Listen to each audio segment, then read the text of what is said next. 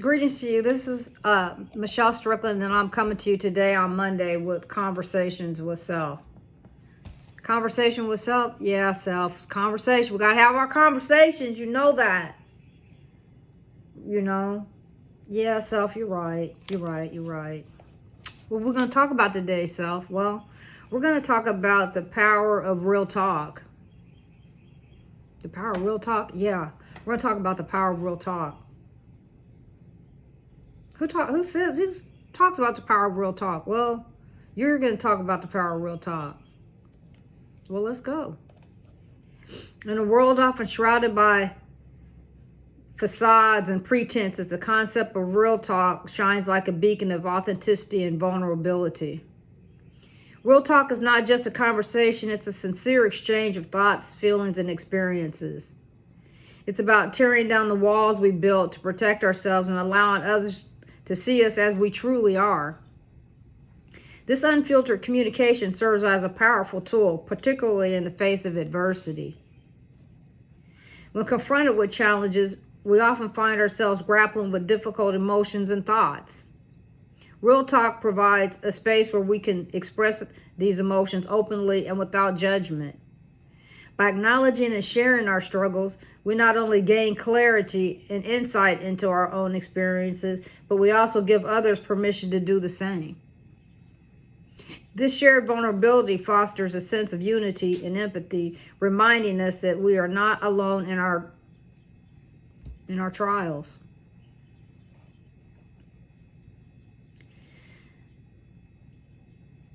I'm going to give you we're going to talk about alleviating feelings of isolation through open communication.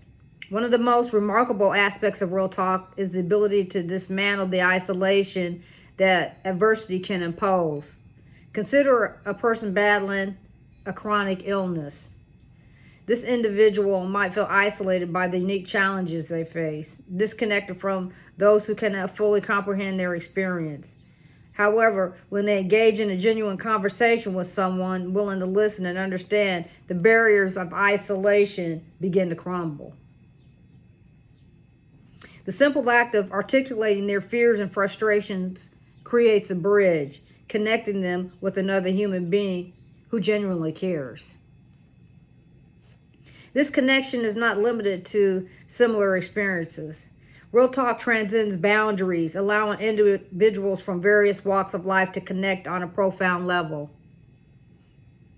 A teenager struggling with academic pressure might find solace in the words of a retired professional who faced parallel challenges decades ago. I really believe in mentoring. I did, all through most of my career. And I still am trying. That's what I'm doing right now, is trying to mentor. I'm not getting paid for this.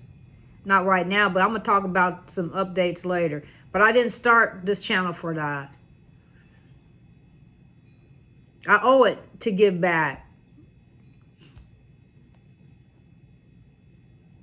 Always be relevant at whatever age you are. Be relevant, stay relevant. Give back. Don't just give in. The authenticity of the conversation, the willingness to share vulnerabilities, and the general empathy expressed can forge bonds that combat the loneliness that often accompanies adversity. We're going to talk a little bit about transformative effects of genuine conversations. Personal anecdotes illustrate the transformative effects of genuine conversation. Consider a woman who lost her job during a recession, stricken by feelings of failure and hopelessness. She opened up to a friend about her struggles. The friend, in turn, shared her own story of overcoming setbacks and how those experiences eventually led to unexpected opportunities. And that's true. I retired unexpectedly, and it's turning out to be one of the best things that I decided to do, because I chose myself first. That's a whole story for another day. This exchange not only shifted that woman's perspective, but it also motivated her to persevere. I'm not giving up. I don't care. If I don't have much, that's okay. I'm okay with that. But I'm not going to give up on myself, even if I don't have much. You can always rebuild. She channeled, if you're alive and you have motivation and you know, functional. She channeled her newfound determination to explore an alternative career path and eventually found success in an entirely different field, which is what I'm doing. But that's a whole story for another day, because I had other things I was doing. But I do have other things that I'm doing now. I'm just, you know, working on stuff for myself though now. I'm not going out to an employer. You know, if I do anything, I'm going to contract myself that way. So it'll be more on my time.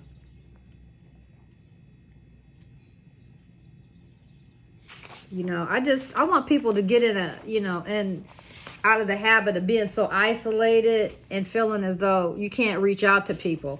And so this channel is getting ready to really evolve. And I'm going to eventually, I'm going to set up, when I get to a certain point, I'm going to have a membership where, you know, I'll have a set amount, but I'll run specials periodically. I will lower to get people, try to encourage people to come. But then, you know, there'll be promotional times and then it'll go up a little bit. But it's not going to be that much. But it's going to be for people who want to genuinely connect live. I want it to be live. I'll come on live certain amount of days a week, and I'll give people a heads up about it. But I want it to be a situation and an environment for people like myself who are real people who are willing to, they're going to have a profile pic. But it's going to be an opportunity for all of us to talk back and forth with each other without, you know, to try to reduce the amount of people that are scammers, you know, so. But then it'll give us a chance to interact with each other, whether it's just, you know, for social, just to see what the other person's life is like wherever they are in the world, or if it's for, you know, if you meet somebody you are interested in, something like that. But, you know, whatever, or for, you know, if you guys meet up because you want to network for business or whatever it is, you know. But not that we can, you know, completely eliminate fraud, but it might cut down on a little bit of it. But it'll give people like myself, give us a chance to meet other singles, or you can be married or in committed relationship, but give you a chance to meet other people who have a vision like yourself, you know.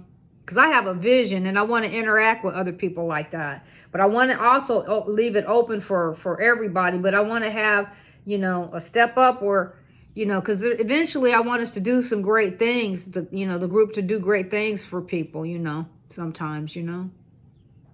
But the incentive will be that we'll have a place where we can kind of, you know, network together, those who are serious about interacting with real people and want to be in a situation where they feel it's at least moderated for that period of time, you know.